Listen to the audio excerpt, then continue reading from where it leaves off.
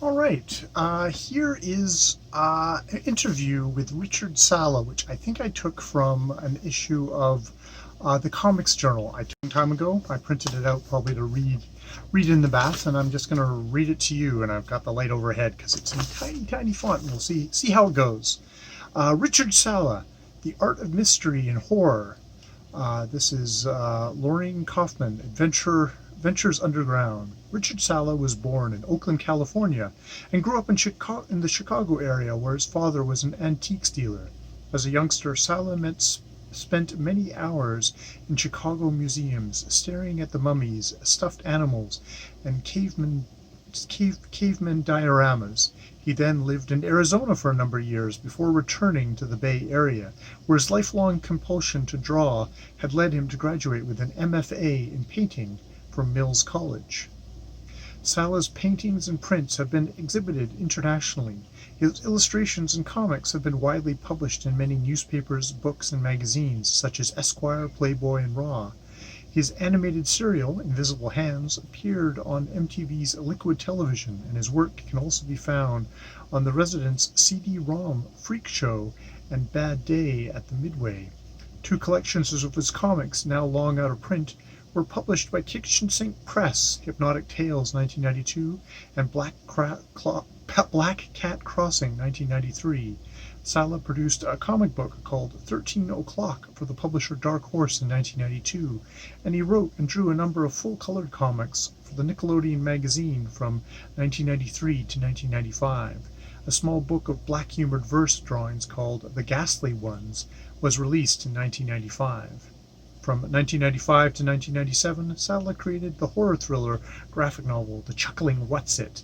The Chuckling Whatsit, originally serialized in the pages of the anthology 00, it was later collected into a single 200-page volume by Fantagraphics. Sl completed 12 issues of the comic book Evil Eye, and in July 2002, Fantagraphics released Peculia, a collection of fairy tale-like horror strips collected from the comic. Fantagraphics also published a collection of long out-of-print short stories by Sl in early 2004 titled Manic Killer Strikes Again. In 2005, a follow-up to Peculia was released entitled Peculia and the Groom Grove Vampires. The same year saw the publication of Sl's second epic horror thriller, the 200-page Mad Night. Also released that year were Dracula with Steve Niles and a new edition of The Chuckling Whatsit. Other projects have included a collaboration with the author Lemony Snicket for the children's anthology Little Lit, and 70 illustrations for a screenplay by Jack Kerouac titled Dr. Sax and the Great World Snake. He is working on several new releases for 2006-2007, including Delphine, a 5-issue series co-published by Fantagraphics and Konoko Press, and The Grave Robber's Daughter, a new graphic novel from Fantagraphics. Rchrd Sl lives in Berkeley, California. Visit his website at www.rchrdsl.com. Logan Kaufman. For someone with a rather healthy body of work and following, there aren't really tons of things written about you in regards to interviews and such. At the same time, you're on MySpace and run your own website. Are you a recluse in denial, or a social butterfly who everyone keeps forgetting to ask for an interview? Rchrd Sl. I'm schizo, I guess, or maybe it's my Gemini nature. I've always had just a few really good friends, but I'm kind of uncomfortable with social interactions in general. I love hanging out with friends and making them laugh and having conversations, but if I'm put in front of a large group of people, I'm a mess. During my young adulthood, of course, I did things like teach while I was a grad student, and I had a job that required lots of social interactions where I was very responsible and well-liked, I think.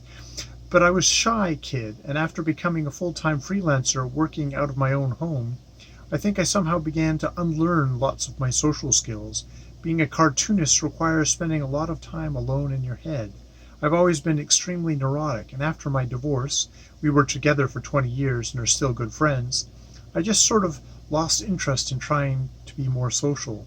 I love my work, and that's where I generally find my pleasure and satisfaction. At one point, I began losing my voice and had to see a doctor whose diagnosis was that I'd forgotten how to speak. It was some bizarre psychosomatic stress-related shit. However, I have found the internet to be a wonderful antidote to my messed up social skills, like a lot of fellow shut-ins, I dare say. The MySpace thing is fairly new, and so far I'm enjoying it. But I don't take it too seriously. It's mainly silly fun. But I've met some cool new people, reunited with old friends, and even sold work and so on because of it. As far as my RchrdsL.com website, a friend of mine, the genius John Kuromoto, built that for me. It doesn't require much hands-on activity from me. It actually badly needs updating right now. So, in answer to your question, I am somewhat of a recluse, but I'm not in denial about it, and nobody would ever mistake me for a social butterfly, I'm sorry to say.